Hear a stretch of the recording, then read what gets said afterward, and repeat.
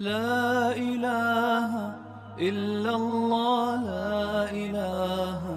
إلا الله پی آئی اے کا طیارہ جو حادثے کا شکار ہوا، یہ ایک المناک سانحہ جس نے پوری انسانیت کو سوگوار کر دیا۔ اسی طرح سے مدینہ منورہ میں مقیم پاکستانی اور ہمارے تمام مسلمان بھائی مدینہ منورہ میں اور سعودی عرب میں اور گلف میں اور دیگر پوری دنیا میں جہاں پر بھی بیرون ملک میں پاکستانی کام کر رہے ہیں وہ اس غم میں برابر کے شریک ہیں۔ میں اس موقع پر یہی کہوں گا کہ پہلے کرونا وائرس کی وجہ سے عید کی جتنی خوشیاں تھیں وہ مان تھیں، اور اب اس واقعے نے جو جمعۃ الوداع کے دن رمضان المبارک میں یعنی اس حادثے میں بہت ساری فیملیاں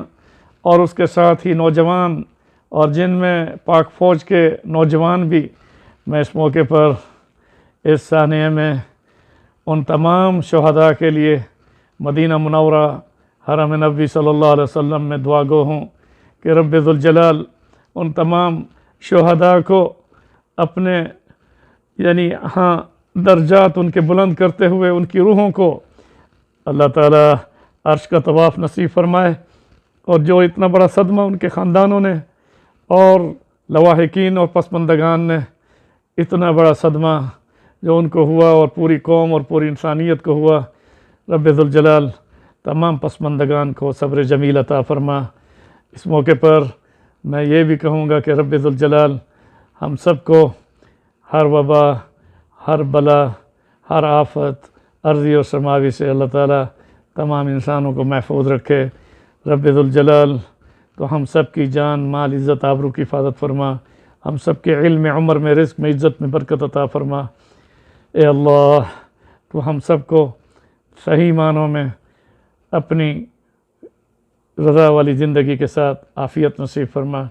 پاکستان کے امن اور استحکام کے لیے بھی مدینہ منورہ میں ہم دعا گو ہیں کہ رب ذوالجلال ہمارے ملک کو امن کا گہوارہ بنا اور استحکام عطا فرما، اور ہر آفت اور پریشانی سے ہمارے ملک کو محفوظ فرما، اور اس کرونا وائرس کے شر سے پوری انسانیت کو نجات عطا فرما کر تمام انسانوں کو اپنے اپنے گھروں میں اور پوری انسانیت کو خوشگوار اور خوشحال زندگی نصیب فرما کر رب ذوالجلال تو حرمین شریفین سمیت تمام دنیا کی رونقوں کو بحال فرما دے۔ سبحان ربک رب العزت عما یصفون وسلام علی المرسلین والحمد للہ رب العالمین۔ میرا یہ پیغام ہے ان تمام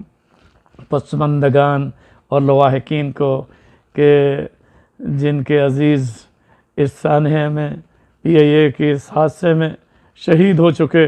رب ذوالجلال انہیں صبر جمیل عطا فرمائے، اور ہم ان کے غم میں برابر کے شریک ہیں۔ اللہ تعالیٰ